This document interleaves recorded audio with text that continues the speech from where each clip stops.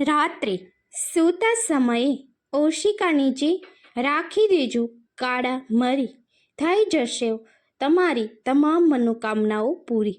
જય માતાજી, જય શ્રી કૃષ્ણ. મિત્રો, આજે આપણે જોવાના છીએ કાળા મરીનો એક વાસ્તુશાસ્ત્ર મુજબનો ઉપાય. મિત્રો, આપ જાણો છો કે કાળા મરીનો રસોઈ માટે ઉપયોગ થાય છે. માત્ર રસોઈ માટે જ નહીં, પરંતુ વાસ્તુશાસ્ત્રમાં પણ કાળા મરીનું ખૂબ જ મહત્ત્વ રહેલું છે.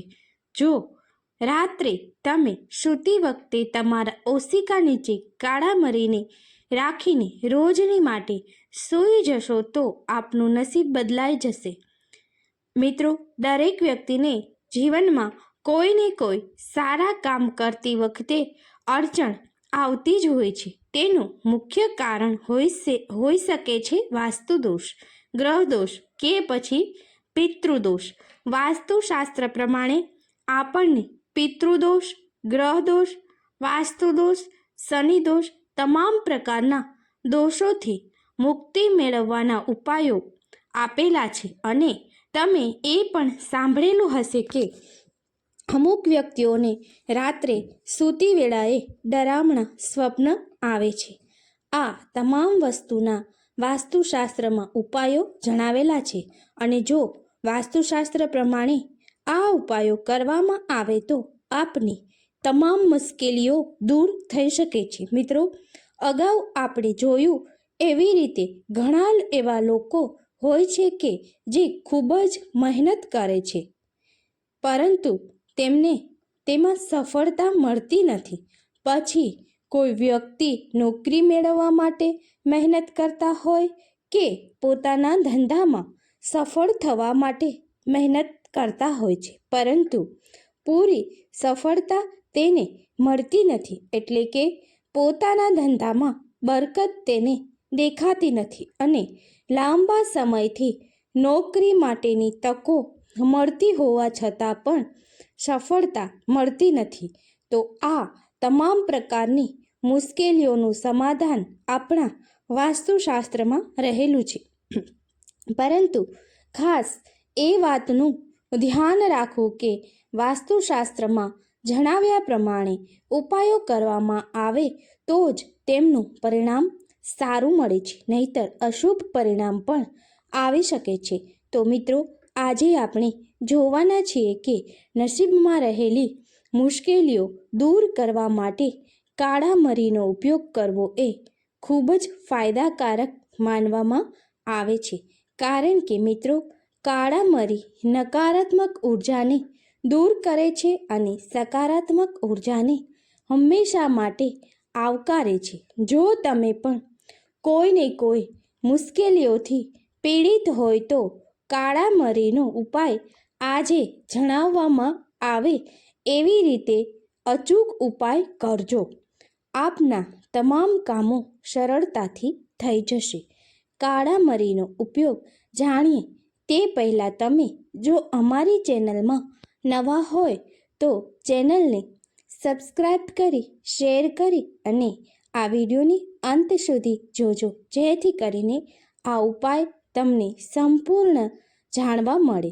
એટલે આ ઉપાયનું શુભ પરિણામ મળે તો મિત્રો, સૌ પ્રથમ તમારે રાત્રે સૂતી વેળાએ હાથ અને પગને શુદ્ધ પાણીથી સાફ કરવાના છે.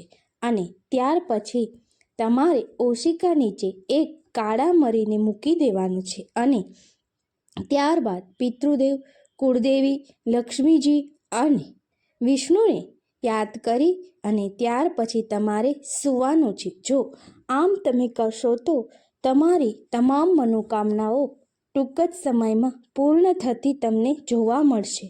અને તે ઉપરાંત જો તમને રાત્રે ડરાવનારા સ્વપ્ન આવતા હોય તો તે પણ આ ઉપાય કરવાથી બંધ થઈ જશે. એટલે કે આપની ઊંઘ ખૂબ જ સારી રીતે પૂર્ણ થશે. જો મિત્રો, ઊંઘ સારી રીતે પૂર્ણ થાય તો શરીરમાં ખૂબ જ સકારાત્મક ઉર્જા રહે છે અને જેથી કરીને ગરીબી માંદગીનો સામનો કરવો પડતો નથી. ગરીબી કે માંદગીનો સામનો કરવો નથી પડતો. એટલા માટે હંમેશા સારી ઊંઘ આવે તેવા પ્રયત્નો કરવા એ ખૂબ જ આવશ્યક છે. તો સારી ઊંઘ મેળવવા માટે આ એક ઉપાય તમને બતાવવામાં આવેલો છે. હવે મિત્રો આગળ આપણે બીજા ઉપાયો જોવાના છે જે તમે ક્યારેય સાંભળેલા નહીં હોય. તો ચલો જાણીએ. હવે પછીનો આ ઉપાય છે પૈસાની તંગી દૂર કરવા માટેનો. રાત્રે સૂતા સમયે 5 કાળા મરીને તમારા ઓશિકા નીચે મૂકીને સૂઈ જવું. ત્યારબાદ વહેલી સવારે જાગી આ કાળા મરીને વહેતી નદીમાં કે પાણીમાં પધરાવી દેવાના છે. જો આમ 7 દિવસ સુધી કરવામાં આવે તો પૈસાની તંગી દૂર થઈ શકે છે અને દેવી લક્ષ્મીજીને કાળા મરી ખૂબ જ પ્રિય હોવાથી પ્રસન્ન થઈ આપના ઘરે પૈસાનો વરસાદ કરી શકે છે. ત્યારબાદ મિત્રો આપણે નજર લાગેલી હોય તો કાળા મરીનો આ ઉપાય કરવાથી મેલેરિયા, નજર તમામ અચૂક ઉપાયો દૂર થઈ શકે છે. એના માટે તમારે 5 લવિંગને તમારા જમણા હાથમાં રાખી મુખ્ય દરવાજા વચ્ચે બેસી અને ત્યારબાદ 7 વખત એન્ટી ક્લોકવાઇઝ દિશામાં આપના માથા ઉપરથી ઉતારો કરવાનો છે અને ત્યારબાદ પાછું વળીને જોયા વગર આ કાળા મરીને 4 રસ્તાના સંગમ થતો હોય ત્યાં ફેંકી દેવાના છે. જો મિત્રો આ ઉપાય રવિવાર કે મંગળવારના દિવસે કરવામાં આવે તો તેનું શુભ ફળ પ્રાપ્ત અચૂક થાય છે. હવે મિત્રો આપણે છેલ્લો ઉપાય જોવાના છે. તે ઉપાય ખૂબ જ શુભ માનવામાં આવે છે.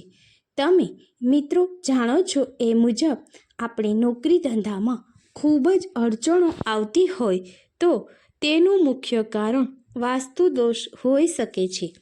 તો આ વાસ્તુ દોષને દૂર કરવા માટે આપણે વાસ્તુશાસ્ત્રમાં બતાવ્યા મુજબ ઉપાયો કરવા જોઈએ અને એમાંનો એક ઉપાય કાળા મરીનો છે.